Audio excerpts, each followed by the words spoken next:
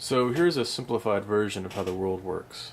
Instead of separating into like food and water and like living space and clothes, we're just going to call everything we need just like this magic resource, this like blue like mana, this blue stuff, right? So in this simplified world, people just go over to the resource and they take what they need. But then one day this big guy shows up with weapons and he's like, look, I own this resource now. If anybody touches this resource without my permission, I'm going to like hurt them or kill them or whatever. So now people cannot get the resource. This big guy owns it. And the big guy, when he needs a resource, he takes the resources whenever he wants. But other people can't get the resource.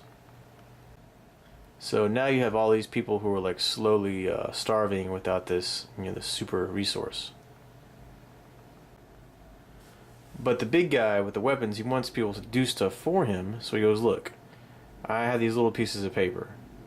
If you do stuff for me, I'll give you these pieces of paper, let's call them money or dollars or whatever, and you can then trade them back to me and I'll give you some of the resources. So one of the people is really good at singing, so he starts singing for the big guy, and the big guy really likes it. So since we'll call the guy who owns all the resources, he's a job creator. Okay, he has the resources and he trades them, or he trades money in this case, to people to do tasks for him. So he's the job creator. He's created a situation where he's trading money for a service.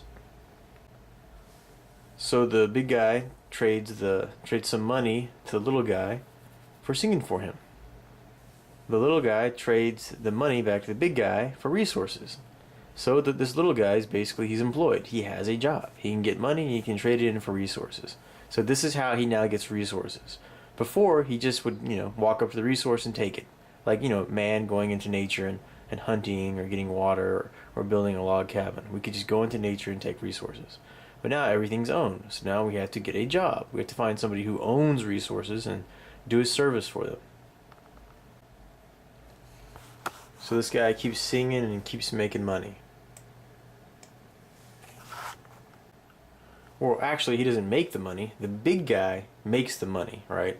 So the little guy simply acquires the money. He trades for the money. Just want to point that out. At this point, other people who need resources, they go, hey man, those little pieces of paper have a lot of value. If we can get those pieces of paper, then we can trade to the big guy and we can get some resources and we can survive. So now all the other people go to that singer guy, and the singer guy basically is rich. He's got money and everybody needs that money. So now they can either go to the big guy and do what the big guy wants, get a job from him, or they can now go to the little guy who has money. So the little guy becomes like a kind of a job creator himself because he has a lot of money. So now other people go to him and they'll do whatever he wants because then they can get the money and they can trade it to the big guy for resources. So at this point, everybody's doing things for each other. They're getting money. They're using the money to trade for resources. They're trading resources for money. So this is a functioning economy. So the big guy came. He showed up. He took control of the resources, but then he created money. So now everybody's doing stuff, and it's okay. Everybody's surviving. But now the big guy built a robot, and the robot can sing better than that original guy. Okay. So the robot can now do the job, or he can perform the task that the little guy was originally performing. And the big guy does not have to trade he doesn't have to give money to the robot because he doesn't have to give resources to the robot. All he has to do is just plug the robot in. The robot basically works for free. So now all the people who had money, they trade it to the big guy for resources. Okay, so money basically goes out of the system, but it doesn't come back into the system because the big guy is not creating any more money and trading to anybody. So all these little people out here are really competing really hard for the last bit of money. Okay, they go around, they don't know why there's no money, and they all look at each other and go, I guess my skills aren't valuable enough, and they all go back to college and they keep training and learning.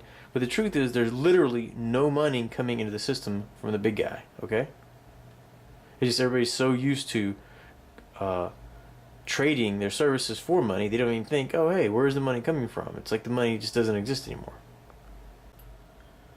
So since nobody has any money, they can't trade to the big guy for resources. So now people, they consume the resources. So now they're running out of money and they're running out of resources. So now all the little people are out of money and they're out of resources. Meanwhile, the big guy is fine. He's got a robot doing everything he wants, and he still owns all the resources. So now the little guys have no choice. They have to go try and fight back against the big guy. They have to just physically take the resources or they're going to starve to death. So the little guys fight back and the big guy shoots them and kills them. And so now everybody's dead, but the big guy's still there. He still has all the resources, and now he has robots doing everything he wants. And so I'm just showing how the economy actually works. Because right now we have a situation where 1% of people own everything, and you have 99% of people out here working and competing really hard for money, not realizing that money is not going into the system like it used to because more and more stuff is automated. So the people who own the resources have robots, farming and the internet and accessing information. They have, robots doing everything.